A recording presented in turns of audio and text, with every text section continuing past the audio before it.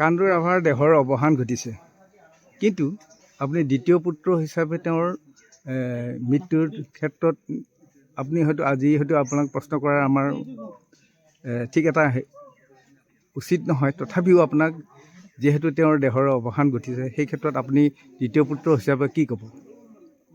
এই ক্ষেত্ৰত মই ক'ম, যিহেতু জন্মদাতা পিতৃ হিচাপে বৰ্তমান সময়ত আমাক যিখিনি শিকালে বৰ্তমানলৈকে তেখেতক শত সহস্ৰ প্ৰণাম জনাইছোঁ। আৰু তেখেতৰ কৰ্মৰাজিৰ ওপৰত আমি ক'বলগীয়াতো বহুতেই আছে, তথাপিও এটাই ক'ম যে তেখেতে যিখিনি আমাক এখন সমাজত বা সমাজৰ লগত দায়বদ্ধতা থাকি সামাজিক, সাংস্কৃতিক, অৰ্থনৈতিক এই ক্ষেত্ৰত যিখিনি আগবঢ়াই যোৱাত যি অৱদান দিলে বা তেওঁ আমি শিকালে, আৰু তেখেতক আমি সেইকাৰণে অজস্ৰ ধন্যবাদ তেখেতক জনাইছোঁ। আৰু তেখেতৰ যি আদৰ্শ আমি সদায় মানে ৰাখি আগবাঢ়ি যাম বুলি আমি আশা ৰাখিছোঁ।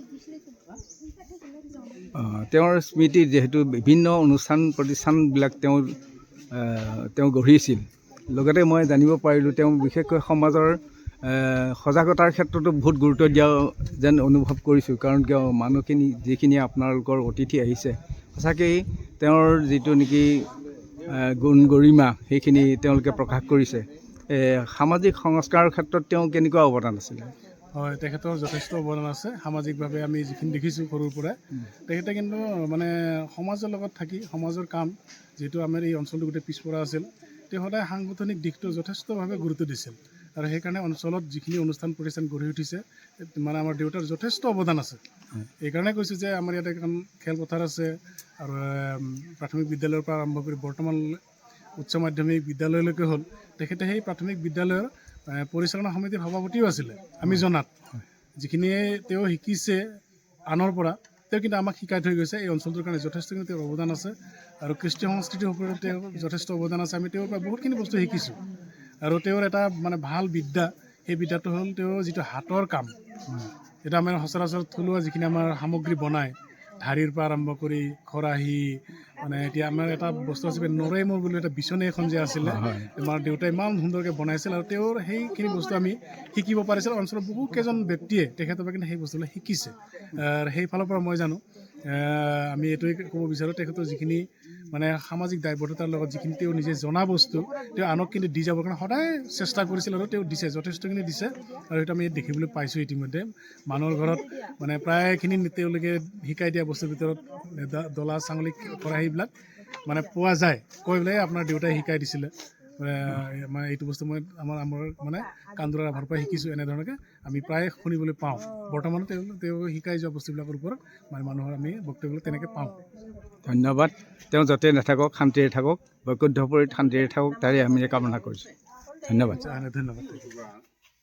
প্ৰয়াত কান্দু ৰাভাৰ স্মৃতি স্তম্ভ লগত সংগতি ৰাখি, মৃত্যুৰ লগত সংগতি ৰাখি যি স্মৃতিচাৰণ সভা আৰম্ভ হৈছে, এই সভাত বা এই অনুষ্ঠানত আমাৰ এই ৰাভা জনগোষ্ঠীৰ সম্পদ অনাতাঁৰ শিল্পী পুৰন্দৰ ৰাভা ডাঙৰীয়া, ইয়াত উপস্থিত থাকিব পৰা নিখিল ৰাভা জাতীয় পৰিষদৰ ওদালগুৰি জিলাৰ বিষয়ববীয়াসকল, আৰু ইয়াত উপস্থিত থাকিব পৰা অঞ্চলস্থ ৰাইজ, মোৰ সম্পৰ্কীয় মামা, দাদা, খুৰাসকল, আই মাতৃসকল, আৰু ইয়াত উপস্থিত হ'ব পৰা মোৰ ভাইটি ভণ্টিসকল।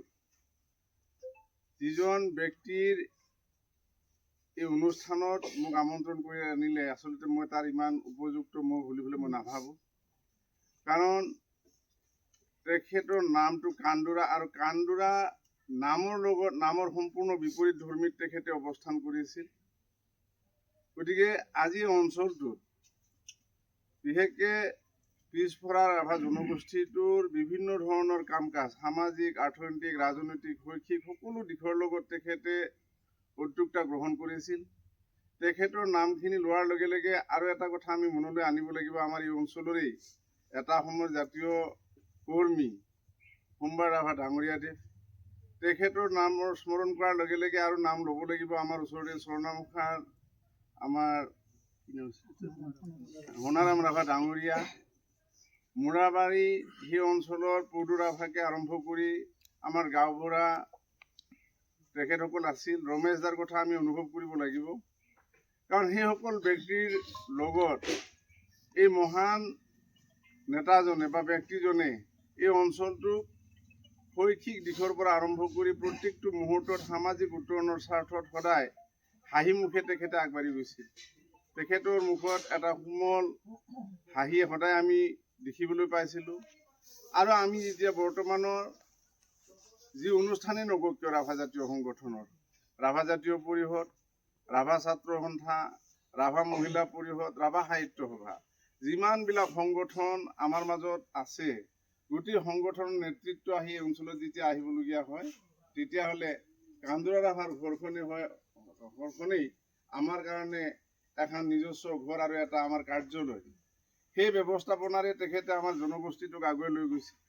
এটা সময়ত যেতিয়া আমাৰ জনগোষ্ঠী বা এই অঞ্চলৰ মানুহবিলাকে শিক্ষাৰ দিশত আগবাঢ়ি যোৱা নাছিল বা শিক্ষা কি বস্তু বুজি পোৱা নাছিল, তেতিয়া এই সোণাৰামে কওক, পদুৱে কওক বা সোমবাৰ ৰাভাই কওক, তেখেতসকলে এই অঞ্চলৰে বিধায়ক, আমাৰ তেতিয়াৰ বিধায়ক বাহাদুৰ বসুমতাৰীৰ সহযোগত তেখেতসকলে WPT ডিপাৰ্টমেণ্টৰ পৰা কোন ল'ৰা ছোৱালীবিলাকক স্কুলত পঢ়াবৰ কাৰণে যি ব্যৱস্থাপনা কৰিব লাগে, অফিচৰ জৰিয়তে তেখেতসকলে কিতাপ, স্লেট আনি ফালে যে গুটি লগা, এটা সময়ত গুটি হিচাপৰ সুবিধাৰ্থে এটা সময়ত স্লেটবিলাকত এটা মাথাত গুটি আছিল, 1, 2, 3, 4 কৰি আৰম্ভ কৰি তেতিয়া 10 নে 20লৈকে আছিল। সেই স্লেটবিলাক আমাৰ সৰু সৰু ল'ৰা ছোৱালীবিলাকে আমাক তেখেতসকলে দিছিল, যাতে আমাৰ সৰু সৰু ল'ৰা ছোৱালীখিনিয়ে সেই স্লেটত থকা মাৰ্বলখিনি বা গুটিখিনি খেলাও হ'ল, 2-এটা লিখাৰ কাৰণে মানে সুবিধাও পালে। এই ব্যৱস্থাৰে তেখেতসকলে লৈ গৈছিল। সম্পূৰ্ণ এটা নতুন পদ্ধতিৰ জৰিয়তে তেখেতসকলে শিক্ষা ব্যৱস্থা কৰিছিল। এই অঞ্চলত তেতিয়াৰ দিনত মেট্ৰিক পাছ কৰাটো দূৰৰে কথা, হাইস্কুল পাছ কৰা মানুহৰ সংখ্যাও তেনে তাকৰ আছিল। আজি যাৰ ফলত তেখেতসকলৰ উদ্যোগত এই অঞ্চলত আমি বিভিন্ন ধৰণৰ শিক্ষা অনুষ্ঠান পাইছোঁ। নলখামাৰাতে এখন হাইস্কুল পাইছোঁ, ME স্কুল পাইছোঁ। এই অঞ্চলত বিভিন্ন ধৰণৰ আৰাধনাৰ স্থল হিচাপে আমি আমাৰ মন্দিৰ পাইছোঁ। এই অঞ্চলত আমিবিলাকে ৰাস্তা ঘাটৰ কথাবিলাক যদিও সিমানখিনি অনুন্নত হোৱা নাই, এই সম্পৰ্কত বিভাগীয় কৰ্তৃপক্ষৰ লগত আলোচনা বিলোচনা কৰা বা দাবী দুবা উত্থাপন কৰাৰ কাৰণে তেখেতসকলে অনুপ্ৰেৰণা জনাইছিল। সামাজিক দায়বদ্ধতাৰ ওপৰত বেছ কৰি সামাজিক উন্নয়নৰ স্বাৰ্থত আমি যাতে তেখেতসকলৰ নাম স্মৰণ কৰি আগুৱাই যাব পাৰোঁ, তাকে কামনা কৰি মোৰ আজিৰ এনেকুৱা এটা মুহূৰ্তত খুব দীঘলীয়াকৈ কোৱাৰ পৰিৱেশো নাই, তথাপি এইখিনিকে উপস্থিত ৰাইজক মই অনুৰোধ জনাই মোৰ ক'বলগীয়াখিনি শেষ কৰিব খুজিছোঁ।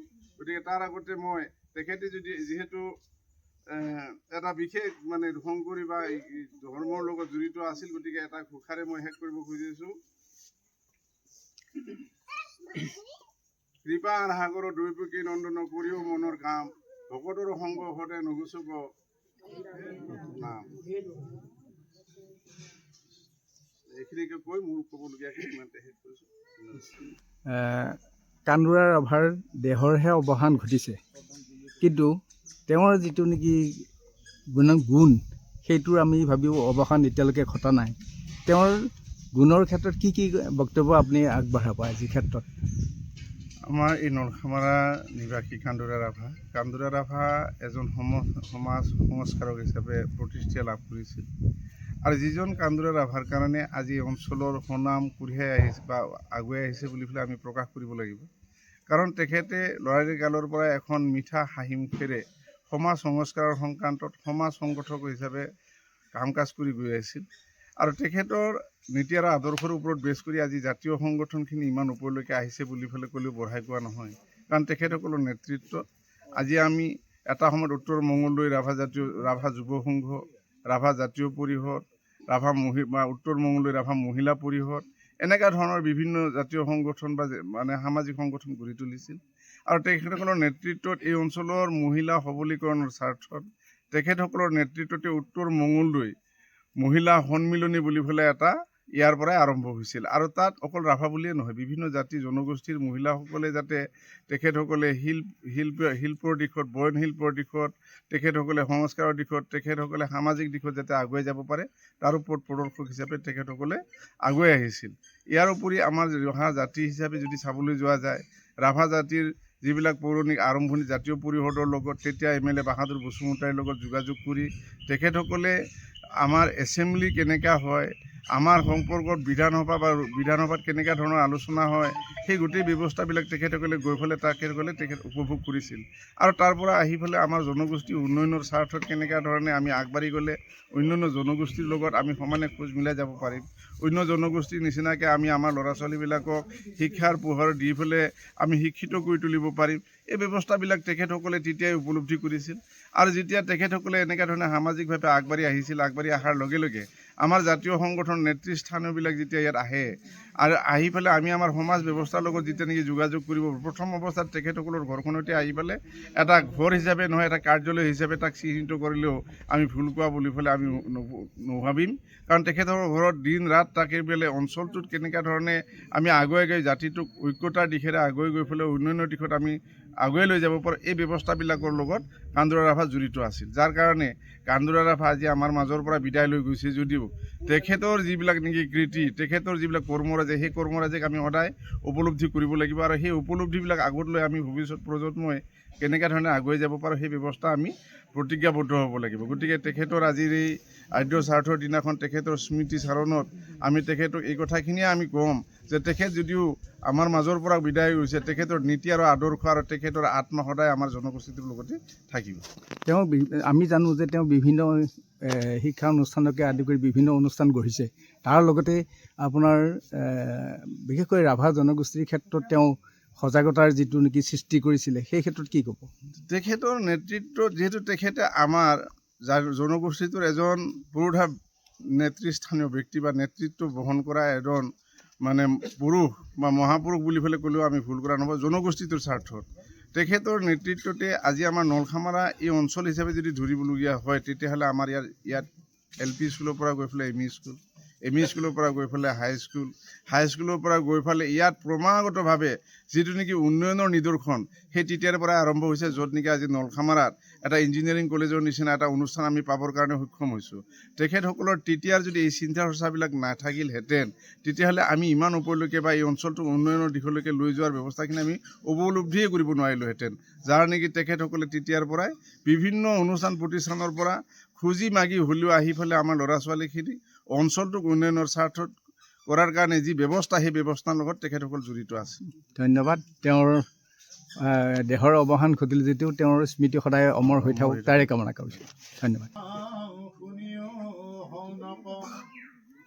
যেন কথা ভইলা পাছে